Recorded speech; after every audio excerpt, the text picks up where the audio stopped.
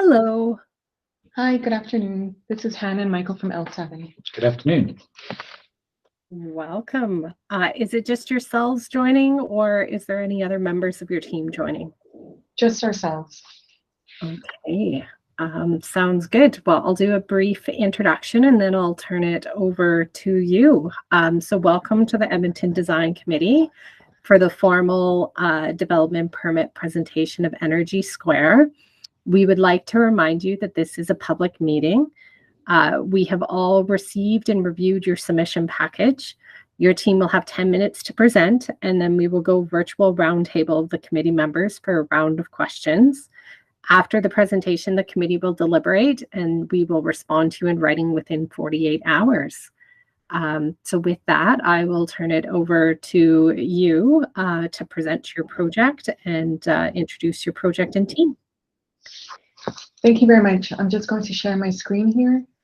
One moment, please.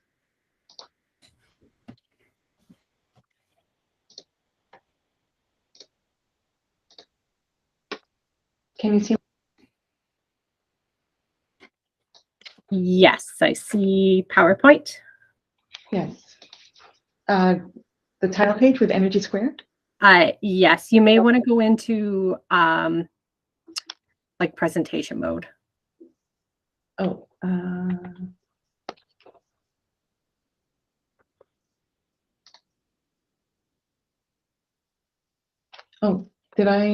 is it not on? Because I did go full screen. Oh, sorry. Michael, is it just? Try that again. Yeah, it might just be slow. Is it working now? Well, we can see it. I think it's acceptable. You can back out and unshare. Okay, I'm just going to unshare. I'll do this again. Sorry. I think just share the entire screen would be easier. Okay. And then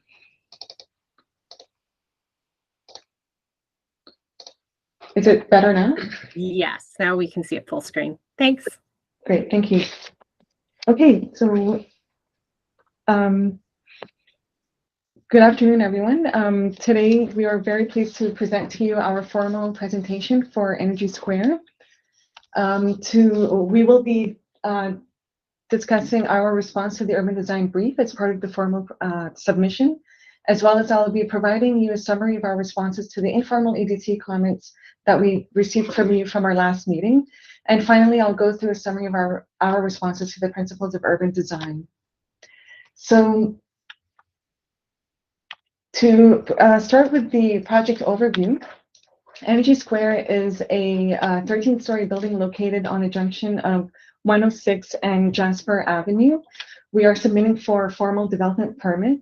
We are doing an extensive renovation on the exterior as well as the interior of the building, primarily the ground floor and office spaces.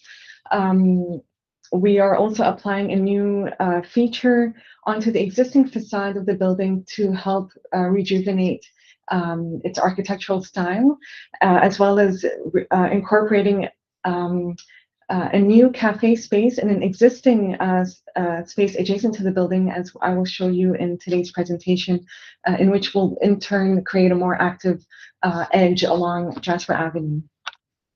So as you may know, Energy Square is located in the downtown district of Edmonton. It is situated along a very busy intersection along with other busy nodal intersections along Jasper Ave. It is also in close proximity to downtown parks, and it is also walkable to various bus stops, which I'll be showcasing in today's presentation. In terms of our neighborhood analysis, as I've mentioned, the building is situated in near proximity to other landmarks as well as parks. 106 and Jasper Ave is a very active area. We will go into detail as to how we will be adding to this activity by rejuvenating this edge of the building. So this is a diagram showcasing these nodal points, as well as the major pathways and surrounding landmarks in the district. In terms of the actual site analysis of the building, we've diagrammed here the major pedestrian pathways, as well as the bike paths along 106th Street. We've showcased here the future park that will be in close proximity to the building. The building is comprised of an existing entry point. However, we have added an additional entryway along Jasper Ave, which will become the primary entryway, having the secondary entryway more for employees. Along the rear will be the parkade entrance, as well as the loading. In turn, it will allow people to access the nearby future parks along the rear. We have looked at the wind direction of the building, and hence why we placed the primary entrance to be along Jasper Avenue. We have maintained the existing rows of trees, as well as we created the entrance along Jasper Ave to be also the primary access point for barrier-free access. In terms of our response to the crime prevention through environmental design, we have allocated a controlled access entry points into the building in conjunction with the placement of security cameras. These zones will be locked during evening hours. And also at the same time, we have created a more welcoming area into the patio. However, we have used the architectural louvers as part of the entryway. This diagram just once again showcases where these nodes are in pertaining to the pathways, the intersections, as well as the nearby bus stops. And of course, you can see from our diagram here the grand gesture of these fins that accentuate the corner of 106 and Jasper Ave, in which it curves along the end towards the patio. Our design intent was looking at using the existing facade and allowing this grand gesture of vertical louvers that will then have openings in them, which will allow for indirect and direct sunlight into the spaces. The louvers are up to 6 stories high, and this is just showcasing our study in terms of the form and how it would curve along from that grand gestural corner along to the east side of Energy Square, where the patio and cafe are. This is a lighting diagram which showcases how the building can look like during the evening hours as well as the darker winter days. We are using wall wash uplighting along the vertical louvers, as well as soffit downlighters that will help enhance the signage along that edge of the building. This is a ground floor plan showcasing how we've allocated the interior spaces, at the same time making them accessible to one another, creating this future vestibule primarily as a barrier-free path of travel, maintaining the existing access point on 106 and of course the rear access way for loading, etc. These are the overhead louvers that wrap around the existing facade, specifically around the corner of the building.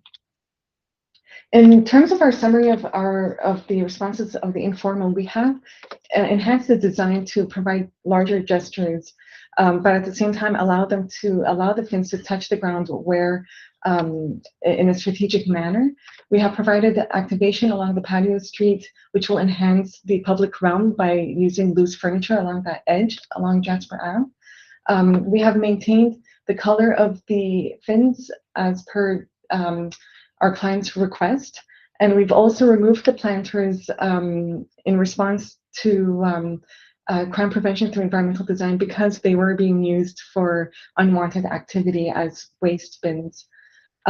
Lastly, we have taken into consideration the avoidance of birds and ice buildup in the design of the louvers. So to summarize our responses to the principles of urban design, we anticipate Energy Square will be a new architectural language feature within the district of downtown. It will be definitely highly visible from a variety of ways along the street, and it will certainly enhance the public realm on the street level. In terms of sustainability, we are using primarily North American products to minimize the negative effects on our environment.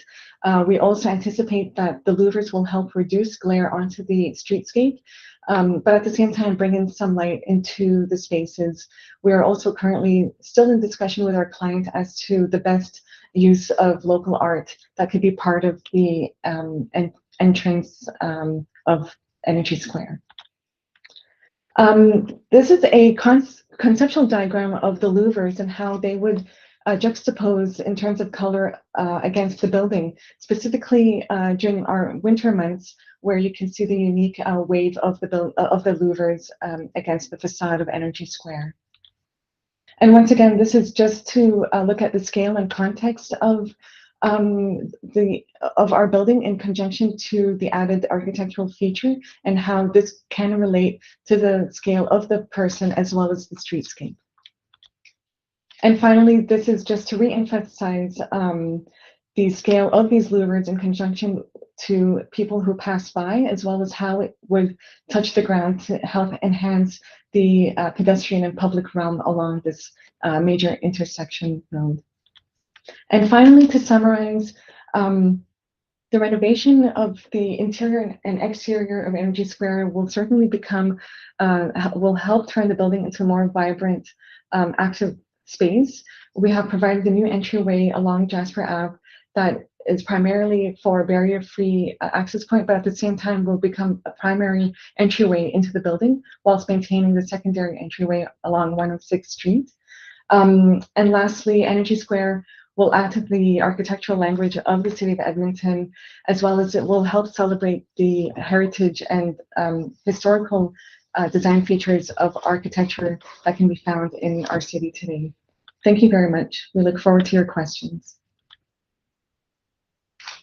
Okay, thank you for the presentation. Adam, could you kick us off?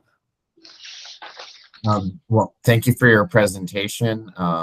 Appreciate you addressing what you've changed from the previous presentation, and I don't have any further questions.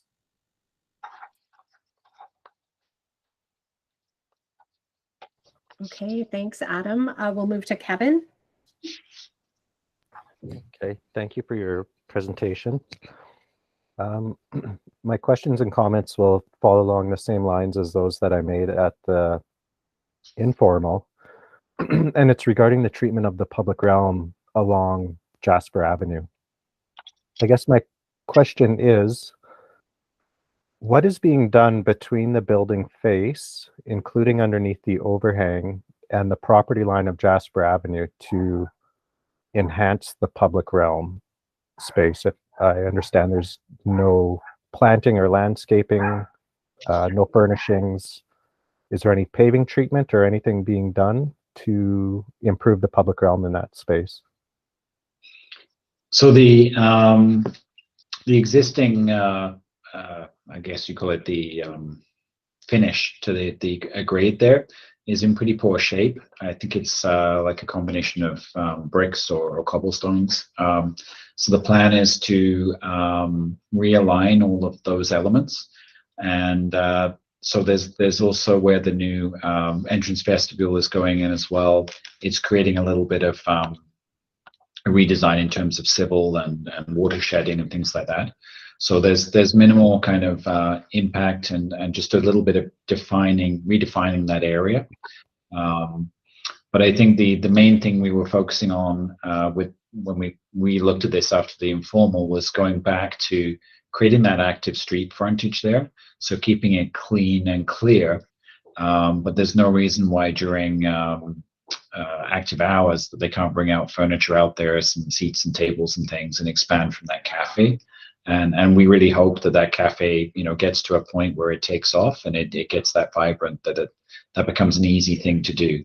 At the moment, the main plan is you've got the patio to the side there, but there's always that opportunity. So yeah, we were focusing on the clean look and keeping it simple, especially given the nature of what our clients have been dealing with in terms of cleaning up planters that are full of needles and things like that around there.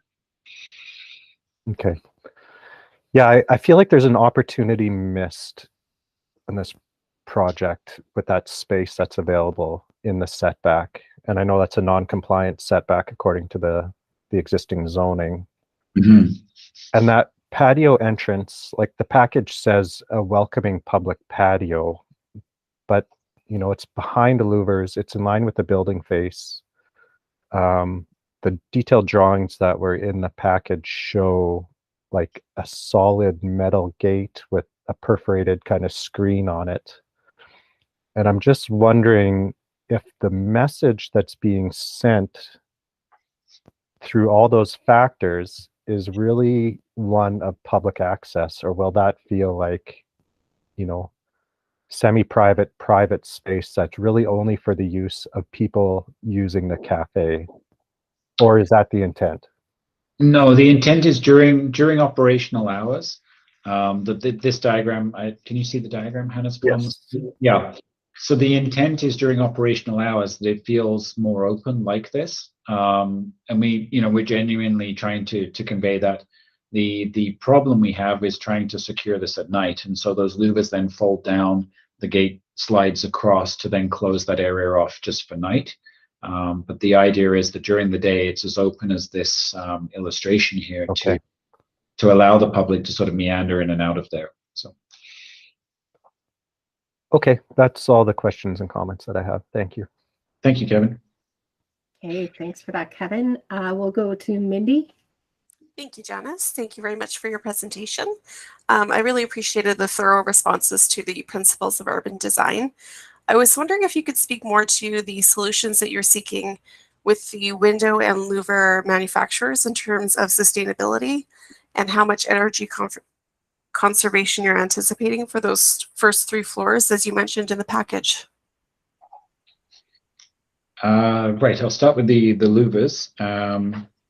So what we've got, our main sustainable background, I guess, here is trying to keep refurbishing and rehabilitating an existing building. I know it's a bit of a loose one, but that's our goal here, is to get this building back into use. Right.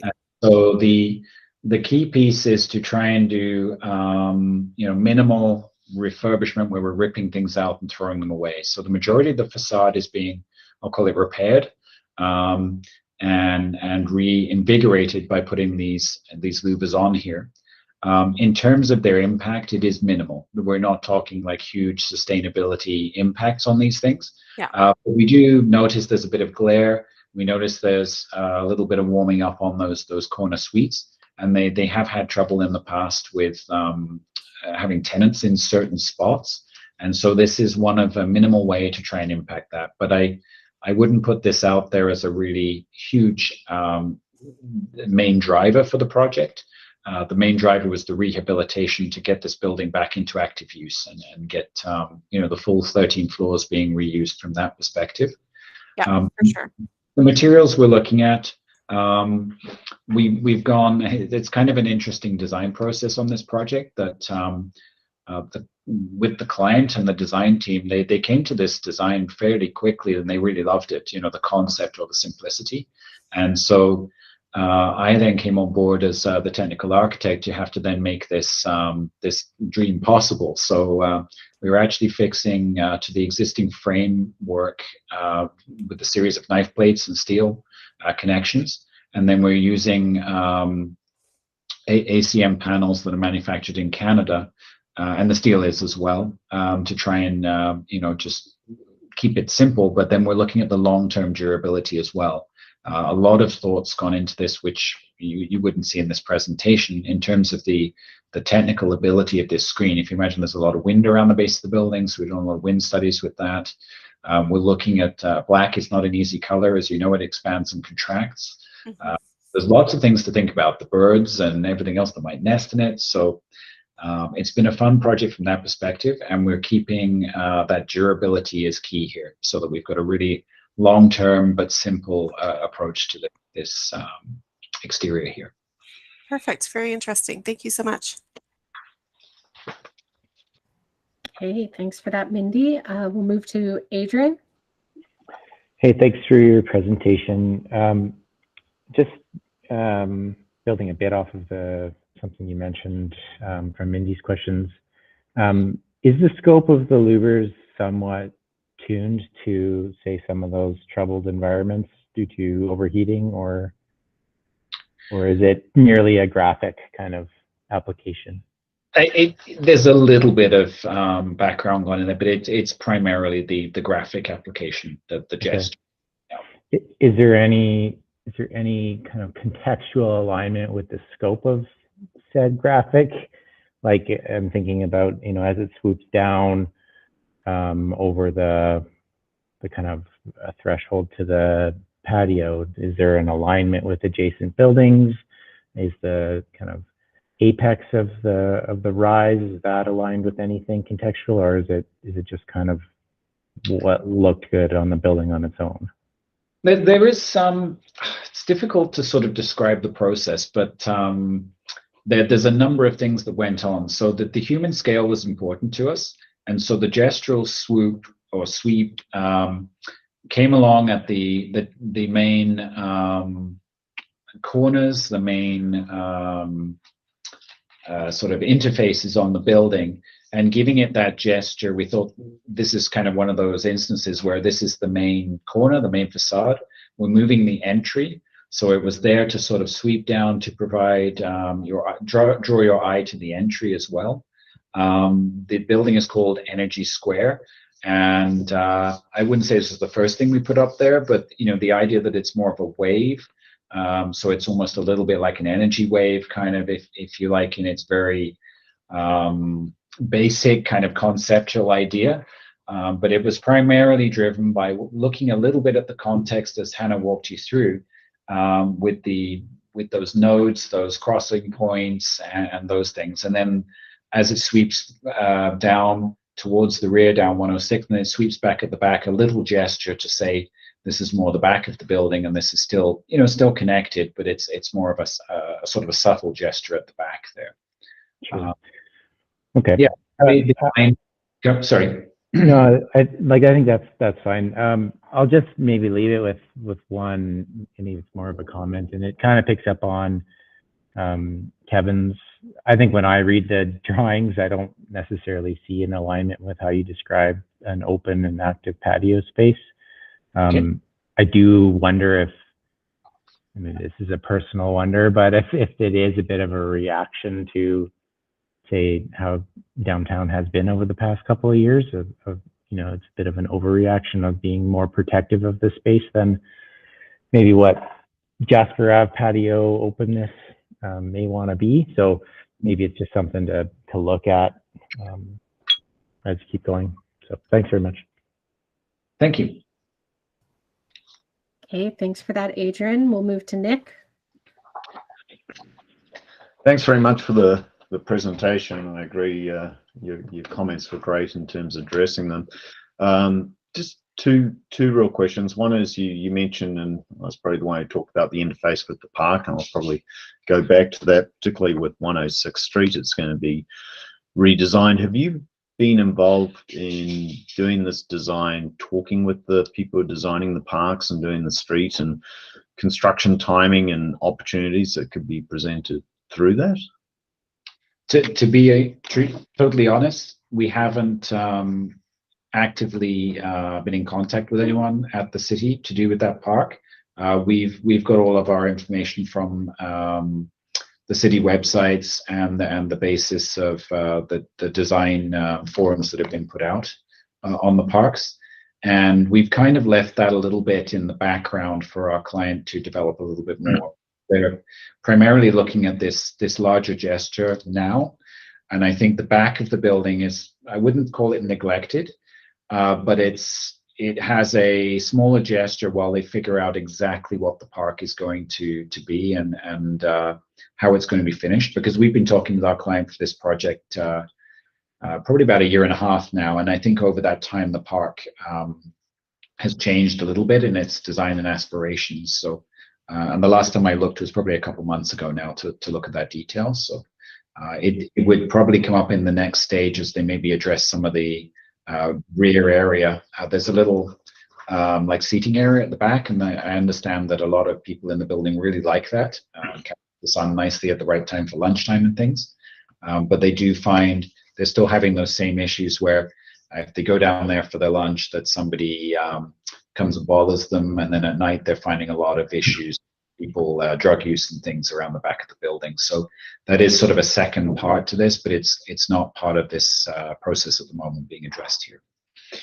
Yeah, I guess the key there is it may present an opportunity as you move forward with your construction to get a little bit more closer tied into that project, because 106 is definitely going to change, and there's streetscape elements to that will have a relationship to your building footprint and what you're doing, and same with the rear. So I know it's a little bit tricky, but my recommendation would be to try and work a little bit closer, just because that's really where your urban design can really enhance. That's just really my comment. I'll leave it at that, and that's all I have. But thank you very much. Thank you, Nick. Okay, thanks, Nick. We'll move to Jared. Yeah, thanks for the presentation. I just wanted to expand a little bit on some of Kevin's comments around that interface with Jasper Avenue, particularly around that patio kind of entranceway where we have that larger exhaust vent. And I'm just wondering if you've considered some architectural treatment or like vinyl wrapping or something to just kind of create a bit more of a feature out of that, or to blend it in with the design a little bit. I'm just wondering if you can expand on that a bit. Sure. We initially thought it was an exhaust vent as well. It is not. It is an air intake, I think. So it's perfectly safe to sit there and drink your coffee. You're not going to be covered in exhaust fumes. But I think what we were trying to do, and again, it's not on here because it's not guaranteed right now, is that wall that connects us to our neighbor. We're trying to do some sort of mural or painting on there that will connect to the patio. But of course, we don't have that agreement yet. We don't have that all set in stone. So that's why it's not in the presentation. That was kind of our ideal and preferred way forward. But I don't see, it was definitely on my mind to include that into the design piece. But I think we're trying to sort of paint that out to make it not disappear, but sort of minimize its impact at the moment. So there is a sweeping feature. Part of the structure comes down onto that. And then the idea is to sort of bring that other piece forward, so you maybe don't read that as the barrier that it could be presented as right now. So that's another reason why the louvers are a little bit ahead of that. So we're going through the detailed design package right now. And that's certainly being included as part of that, as we look at how the ACM wraps around those columns and the overhead beams that are part of the design feature on that side there. So we're tying that in. So I think that it will come together and will be part of that design. Okay. Yeah, that's all my questions. Thank you. Thank you, Jared. Okay, thanks, Jared. We'll move to David. Yeah, thanks for your presentation. My questions and concerns have been addressed by Kevin and others. The existing conditions along Jasper Avenue in front of this building are terrible, and I don't think really since your last presentation it's sort of taken a step back and not improving that public realm, and it's unfortunate. So but yeah, I had same comments as Adrian and Kevin. Thanks. Okay, thanks, David. Thank you, David. We'll move to Ty. Thanks, Janice. Yeah, I mean, without kind of beating a dead horse, I would kind of concur. I feel like this building, it doesn't really have an architectural problem to date. It has more of an urban design problem, right? And I don't, I really appreciate the architectural gesture of adding these louvers and a bit of a design move there to refresh the building. But I guess I'm concerned that maybe not enough is really being done to improve the urban design challenges that it's experiencing. And I think to me, it's actually a big loss or missed opportunity that we're suggesting that we're going to delete kind of any landscaping or kind of softness that might come into that. And I understand obviously it's a maintenance issue, and there's garbage and needles and challenges with that, right? But but to me, I guess I feel like it's a bit of a missed opportunity that if you're trying to create maybe this really special patio space, and I don't personally have an issue with the idea that it might close down at night for kind of extra security and to avoid creating undesirable antisocial activity or a place for that to happen. But what if there was a gate that opens, and then you kind of feel like you're stepping into this really special patio realm, right? And to me, like maybe there's a landscape component with that goes along with it, where there's maybe there's trees and planters and vines overhead, or like something really magical as you go into that patio, that might bring a bit of that natural softness that's not just sort of stripped back to concrete. So that's kind of one concern I have is the loss of any planting material. And I, looking at your package that you shared on page 18, there's I think it is showing some planters, and that there's the suggestion on the east side that maybe there is a planting solution or something to dealing with that the air intake grill there. And I think there's that's, I guess, my second major comment is that air intake grill. Like we've using those louvers, we've kind of created this really nice little doorway into the patio, but it's basically framing this major barrier into the patio, which is that exhaust or air intake fan. So I think that maybe the locations that the louvers are touching down could be adjusted somehow to maybe frame the entrance and the opening into that patio differently, so it's not just framing the location of that air intake, which to me just feels like kind of a major barrier at the moment. The two planters that are there are obviously, they kind of do read like garbage cans at the moment just because of their style. So those obviously have to go. But I guess I would just encourage you to maybe think about just taking better advantage of the opportunity to go, to lead people into this, what could be a very special space in that patio, and just thinking carefully about how you're framing that opening into that as an invitation, and maybe how you're incorporating some natural and kind of seasonal materials that could tie it back to nature a little bit more. So that those are my comments. Okay, thank you. Okay, thanks for that, Ty. We'll move to Neil. Thank you. Thank you for the presentation. All I'll say at this point is I generally share the concern that it's not doing a lot for the folks walking by, although I don't think planting is a solution for that. But otherwise, I think it's supportable. I do think it reads more to the passing car than it does to the passing pedestrian. Thank you. Okay, thank you. Okay, thanks for that, Neil.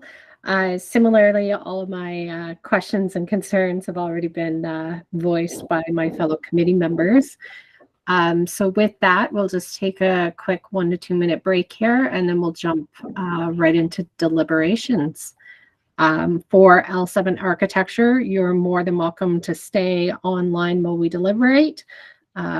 If you don't want to, we definitely will respond to you in writing in 48 hours. Thank you so much. Thank you. So we'll be staying just for the deliberation. Okay.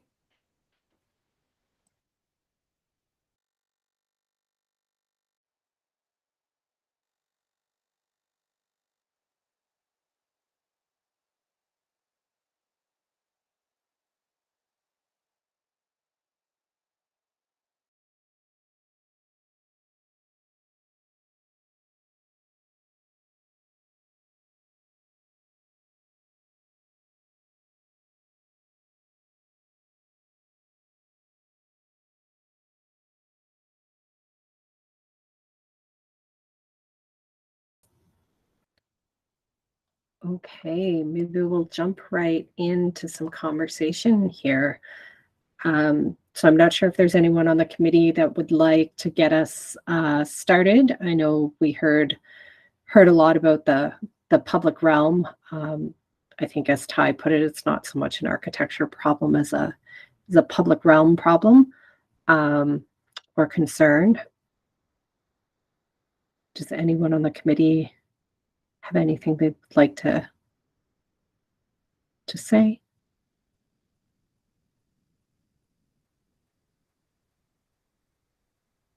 I was going to pick on David or Kevin. Oh, Kevin. I'll volunteer to be picked on. Yeah, I think Ty's comment was spot on, that it's not an architectural problem. It's actually one of my favorite buildings in the city as it stands today. So, you know, I appreciate that the client may want to improve the appearance of the building, but it's not improving its contribution to this city and the street life, other than being, you know, a visual amenity, perhaps. So I struggle with this because it hasn't improved the way the building contributes to Jasper Ave. It's always been a bit of a weird spot, that setback, that 6 meter space between Jasper Avenue and the building face. And, you know, bringing the main entry there will help to increase activity. But I think that air intake structure, I wasn't totally aware that that was staying. I saw it in the images and just kind of glossed over it, but that's a major barrier, and those gates are going to open up to just reveal that structure. And I think Ty's point about, you know, maybe adjusting where those louvers touch the ground to frame the entry to the patio rather than frame the structure, and by moving the whole thing forward closer towards Jasper Avenue, the opportunity could exist to kind of put that structure more in the background and bring the patio to the foreground where it can engage with Jasper Avenue. That would be my hope for the project. So yeah, I struggle with this and how it's contributing. Does anyone have any thoughts or comments on that? Nick? I think, you know, one of the challenges I see with this building are those pillars that are rather challenging in terms of barrier because of the visibility to the actual ground level. And they themselves, and from a SebTed point of view, they create a major issue. So I think it becomes difficult between the actual being on the public realm itself to the area within. I'm sure there's things that can be done. I don't disagree. I think that's one of the major challenges and barriers they're having, particularly when you think of SebTed, because irrespective of anything being done, they already create an existing problem.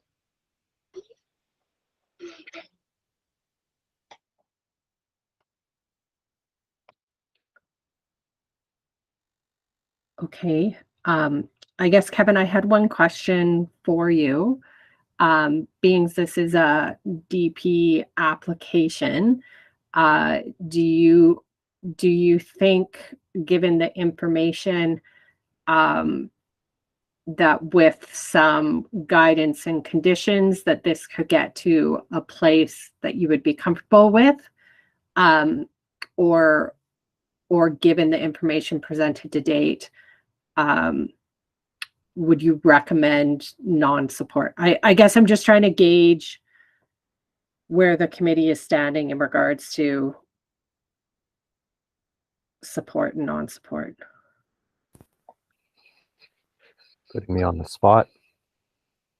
The information presented, I thought it was tough to understand what was being done to the public realm. That's why I asked the question about paving, you know, furnishing, stuff like that. There's no indication of any of that on the drawings. It's focused on the architectural feature of the louvers and no mention of the treatment of the setback space, which reads as public realm, reads as a to passersby and users, feels like an extension of Jasper Avenue, and that space is neglected. That being said, I'm not sure.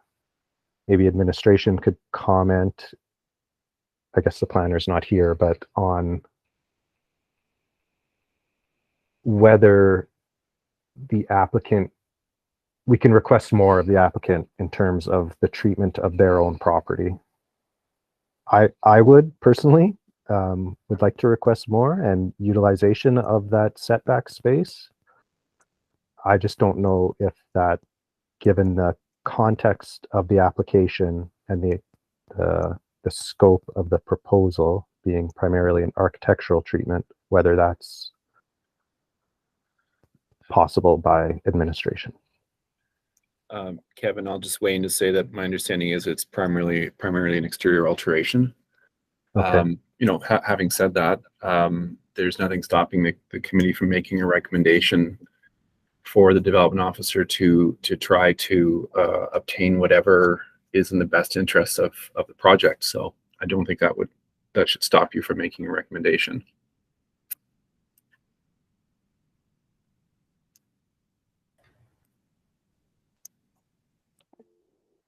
Nick? I'm just thinking, I mean, I know 106th Street's going to be redone, and you know, that's when the opportunity presents itself to interface the design and have the building work with that design element to make sure the two integrate. And similar along Jasper, I'm sure that's probably going to be done sometime as well. Isn't that the time to look at that interface based upon what Peter said, looking at the building? I just worry that we're trying to put something in that's going to be done eventually through streetscaping, particularly on 106 in the park. So I'm just trying to balance the two. Kevin, do you have a response to that? Yeah, I think capital improvements done by the city would extend to the property line only. The city's not in the habit of improving private properties in the way that we're wanting, I think, to see this done. And, you know, once the park is done and Jasper Avenue is done, I think the kind of vacant space in that setback is going to be all the more conspicuous. And, you know, now would be the time to move that patio forward towards Jasper Avenue, make the entrance and a really gracious and public feeling, and move it away from that air intake. And even the doorway into the cafe from the patio was kind of recessed to the north. It's like along that wall up to the north, rather than close towards the corner where it can be seen from the street or from the entrance to that patio. And it's just a small little single door that feels kind of tucked away. So in spite of the language that's being used in the package about creating a welcoming public patio, all the design cues are saying this is private space. It's behind a fence and a gate, and it's pulled back from the street, and it just doesn't feel like it's welcoming public activity. And even if that patio was used primarily for private activity for the cafe, bringing it closer towards Jasper Avenue would help enliven that environment and make it feel like it's a part of that scene rather than tucked in between the two buildings further to the north. So I'm just kind of reiterating the same concerns. You know, I feel like it's a missed opportunity. I would be prepared to suggest that I personally don't support it. But again, I don't know if that feels like an overreach. Well, we're still deliberating. Nick, you put your hand up. Yeah, I just want to say I support bringing that patio out to the street frontage that you're referring to there. I'm just looking at the entire frontage, and it's like the cart before the horse. You know, if you're going to do is try and predict what the streetscape and how it functions between the private and public realm. To me, that's best done given we know there's redevelopment happening along the street frontage at that time with the private developer. Not to say that the city pays for it, but certainly working with them. But in context, what you're saying in the patio, I don't disagree with those comments. Thank you.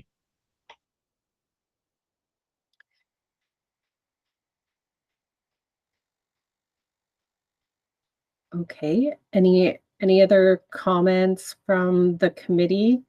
I'm just trying to think back of if there was any projects along Jasper that went through similar kind of renovations prior to Imagine Jasper. I can't think of any. No, there's been facade improvements, but I don't recall any projects that had the opportunity that's presented in that setback space. Yeah, I'd agree with that, Kevin. Any other thoughts? I think, Ty, that aligned a lot with what you also had to say during the rounds of questions. Is anyone prepared to put a motion forward?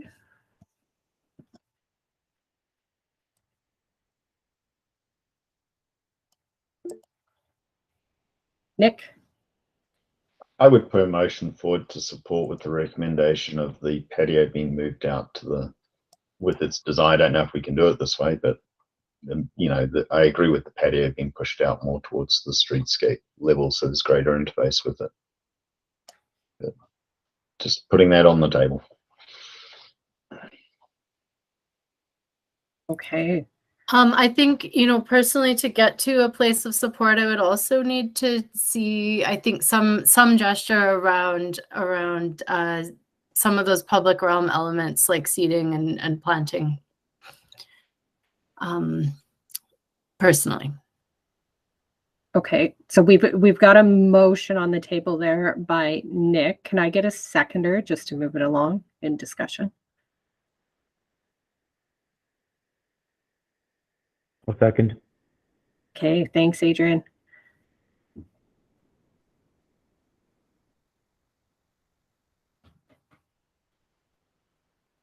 Okay, I'm not sure if we could get administration to share the screen as we work through. Yep. Kind of work through the bullet points. So I think, Ty, to your point, I think bullet point number 1 kind of touches on, you know, site furnishings, planters and surface treatments, etc. Does that address your concern, or is there something missing? No, I think that does I think that does a good job of capturing it. Okay. Does the committee feel that there's anything missing out of these recommendations and refinements?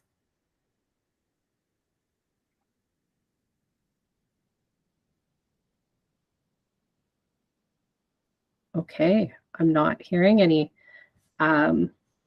Okay, well, we'll go towards a vote then.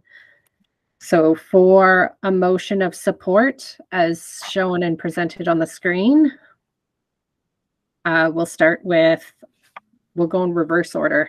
Ty. Sorry, yeah, support. Nick.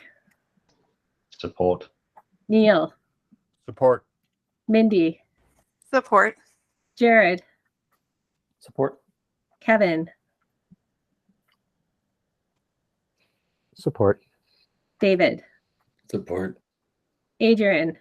Support. Adam. Support. Okay, and Janice, support. Motion passed. Okay, thank you, everyone. With that, again, L7 Architecture, you're more than welcome to stay on the call because it's a public meeting. but if you want to drop off, that's also okay. Okay, so moving on to our next agenda item, D, Subcommittee, Standards and Procedures Implementation and Next Steps. Oh, Nick has his hand up. Yeah, sorry, I have a situation that's come up and I have to leave, so I just wanted to apologize and advise the committee. So I apologize for this situation. Okay, thanks, Nick. We'll follow up with you after.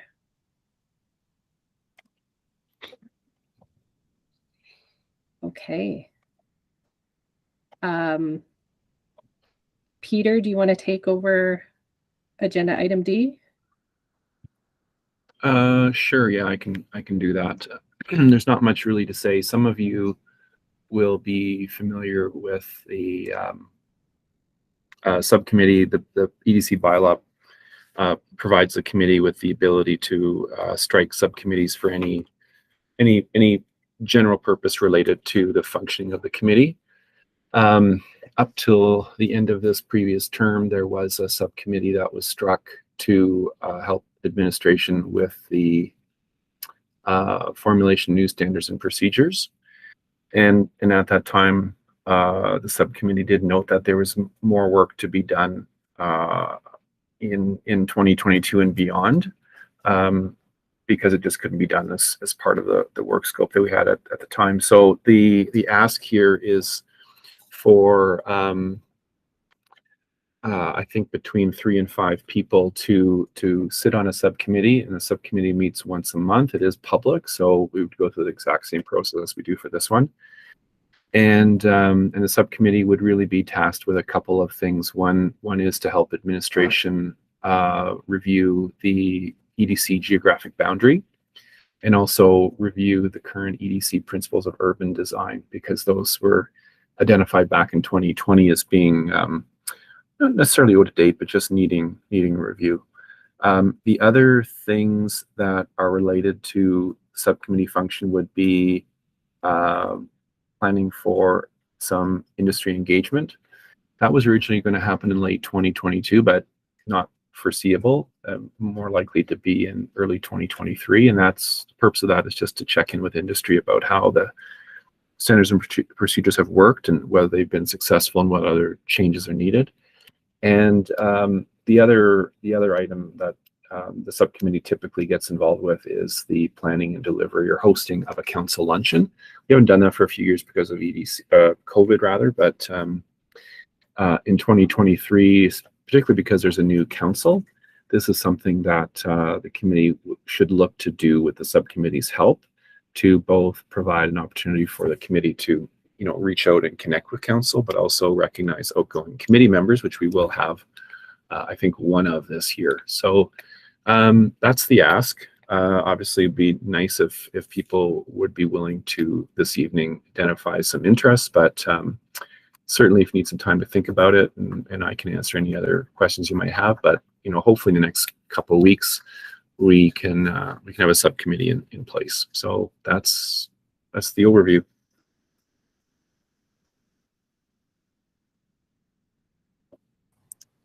Okay, so with that, I guess, Peter, are we looking in this meeting to get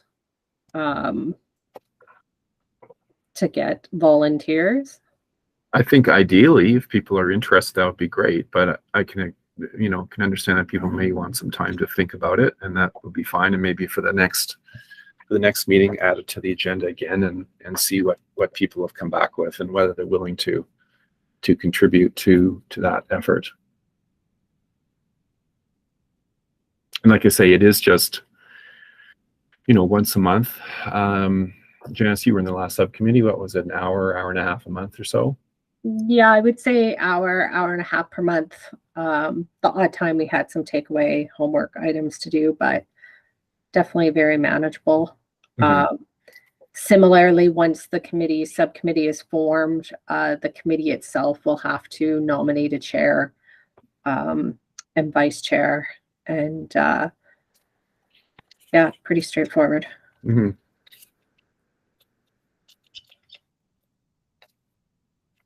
Okay. So you can just leave it at that if you wish. Okay, so sounds good. So I guess then the action item out of this is think about it. If you've got questions, feel free to reach out to Peter or myself. And then we'll look for volunteers at the next November 15th meeting. Mhm. Okay, sounds good. Moving on then to agenda item E, upcoming applications, conflicts, and regrets. So currently, this is only showing 2 informals, but I'm pretty sure Ashley's email said 3. And possibly 4. Yes, we may have 4. All informals? Yes, all informals. Okay. Okay. And Kevin, I'm assuming you have a conflict. Yeah, you read my mind. Yes. Okay. Is Ashley, that you date know- correct? November 15th. I just want to make sure because I know we had a bunch of date changes. Yes, November 15th, the Tuesday. Okay. We're back to a regular Tuesday for once. Yep. And my understanding too on that note is I think it's in January we can go back to a Tuesday schedule because they're shifting public hearings to a different day of the week. Oh, okay. So that's good news. Okay, sounds good. Ashley, do you know who the other 2 applicants are? Just to see if we've got any other conflicts. Yes, so we have the ECC East Parkade Upgrade Project by Cassian, and then we have a city project for Beaver Hill Park that might come. Okay. Any other known conflicts other than Kevin, and I guess any regrets? I will be on an airplane, so I'm not able to attend on the 15th. Okay. Okay, sounds good. Okay, we'll leave it at that. Moving on to agenda number F, other business. So the other new agenda items that were added at the beginning. I don't know, Peter, if you just want to run through them quickly. Yeah, I'll just go through them really quickly. The first one here is code of conduct. We're going to send out, I don't know if it's tonight or tomorrow, but we have some information from the Office of the City Clerk on code of conduct for committee members. So we're going to send that out. I don't know if there's any action other than just to review it. I haven't looked at it in great detail, but what we are sort of obliged to do is make space at an upcoming meeting to discuss it. So we will add it to the 15th agenda to have room for any discussion or questions you may have about the code of conduct regulation. So watch for that in your email. Next item here is council advisor. So some of you will know and some of you won't know that because EDC is a committee of council, that there is a council advisor that's appointed. This current council has appointed Councillor Paquette as the council advisor. There's not historically been any formal connection between the council advisor and the committee, but in the past there has been some interest in reaching out and making sure the councillor is feels he or she is welcome to attend a meeting, and this is something that we would probably do. So this is just more for your information. The next item here is recruitment. And recruitment is upon us. So some of you will be kind of effectively dealing with your professional associations in terms of reappointments. I believe that now I have to say I'm not up to speed on this. I was a week ago, but my brain has gone mush. I think Adam is the only person whose term is actually up. Adam, have you received anything of that on that note? No. Okay. I'm would not agree with any that. professional organization though. No, I know, but as a member of the public with the development industry connection, I think you unless I'm mistaken, I think what I saw in some correspondence is that you're at the end of your term. Yes, yeah. So I'm basically a year after Marcel. I came on the year after Marcel. So yeah, I'll be up in, what is it, March or whatever? Yeah, end of April. Yeah. Okay. Yeah. So that will be currently that they're going to start recruiting for that position. And then I think the other letters that have gone out, each of you that are up for a reappointment have received an email. If you've looked at that email, there is some discrepancy in terms of the deadline. You'll see in the email, I think November 10th and the 14th is the deadline. I would encourage you to get, if you're interested in letting your name stand for reappointment, have that filled out by the 10th. Because it's a Google Doc, I think it'll just automatically go to Judy Bonner. But if you don't mind just dropping me a note to say that you've completed it, I will let her know. And yeah, that's about it. High level line. Is that you, Kevin? Yeah, that's Kevin. Okay. Oh no, I logged in with the wrong. It's okay. We kept you Oh, straight. not really. I didn't even notice that. And now I forget what I was going to say.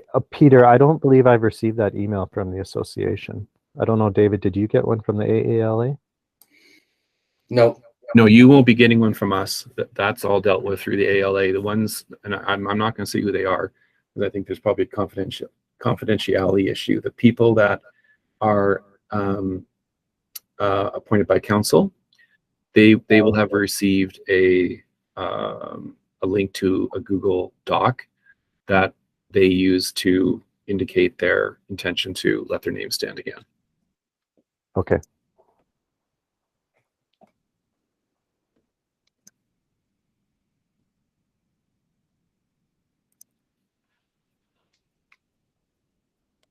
Yeah, there's 4 of you.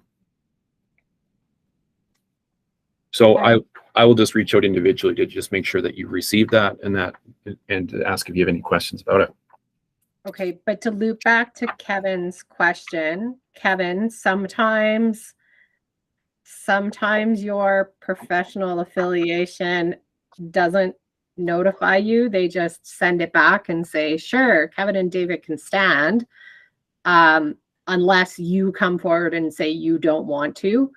So it doesn't surprise me that you haven't received any notification from your designated profession. Just to kind of answer your question. Okay. So maybe what I'll do is I'll make a note here that I'll reach out to Judy, who's handling recruitment, and just make sure that you know, she's on top of the ALA. And I guess Janice, you're also in that boat with the EAC. Yeah, I've already got a ping from David. Okay. Yeah. And I'm assuming that they're also going to be reaching out to APEGA to fill the APEGA role. Yeah, and we've also got an architect position open. That's right. And the last item here was just about live streaming. I know we covered it again, but now that we've done it, maybe if there's any other questions on it, we can go over those quick.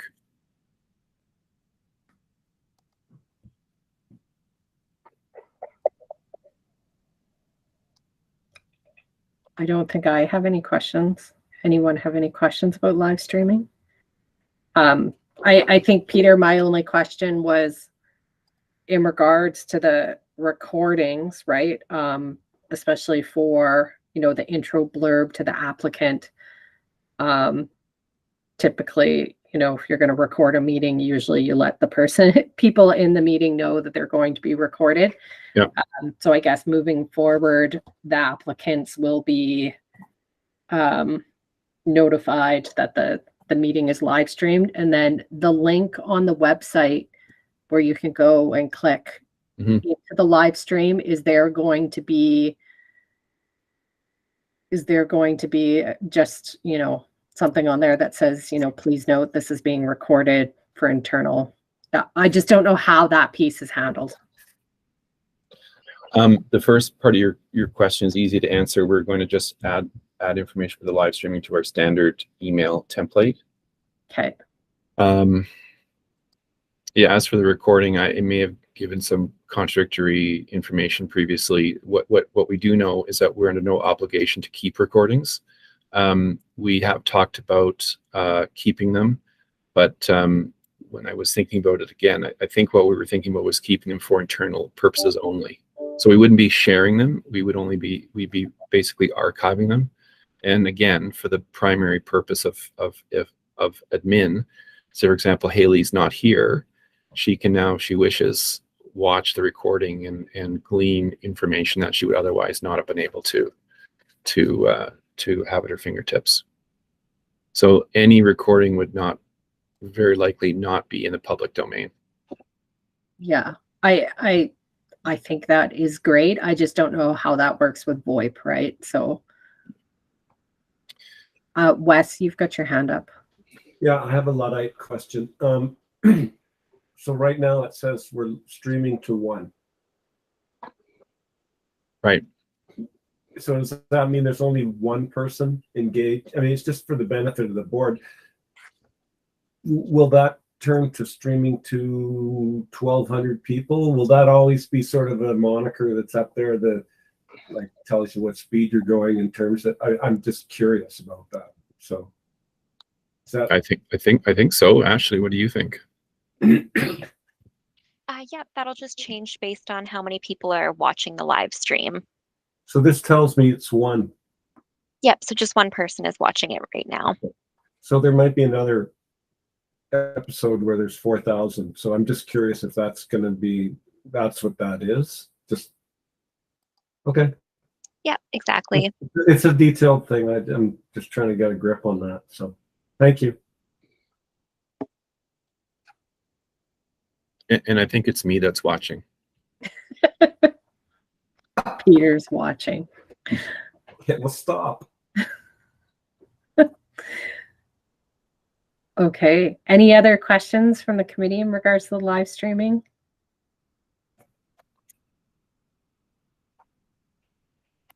Okay. Was that the last piece of other business, Peter? It was. Okay. I can't believe I'm going to say this, but we will adjourn the meeting at 5:36 p.m. Yahoo. Good job, team. Yeah, it was well done. Thanks, everyone. I think we're getting better at this. Compared to the meetings that used to go to 11 o'clock at night. I know. Maybe Janice, if I could, I don't think it's not really well, I guess it is an issue of business, but it's you all will have seen that we tried to put together a template to hopefully help with some of the formulation of motions. If anyone wants to change it or tweak it, feel free. I did have a question about that, Peter, because I think the last one that says non-support, it said, you know, if you would like to gain the committee's support, you should do X, X, X, and X. I thought that we're only making a recommendation because they have no obligation to come back to us. Yeah, well, we can strike that then. Other than that, I think it's great. Okay. Okay. Okay. Sounds good. Well, everyone enjoy their night. Yeah. Hey, if just a heads up, if you ever see me with the high level line, poke you. Yeah, let me know right away, and I'll log in because I'm logged in under Kevin, like in Chrome, but for some reason this meeting took me through the high level line account, which I don't want to conflate the two. Okay. Yeah. So, yeah. Sounds good. I'll if I see it again, Kevin, I'll let you know. And I'll recognize the big bright orange H that was right in front of my face next time is not a K. Not a giveaway, but okay. Yeah. I thought that was your, Kevin, isn't that your new middle name? It's feeling like an old middle name now, but yeah. Okay. Sounds good. Thanks, well, everyone. Everyone, have a Thanks, good night. everyone. Have a great night. Bye. Thanks. Bye, everyone. Bye.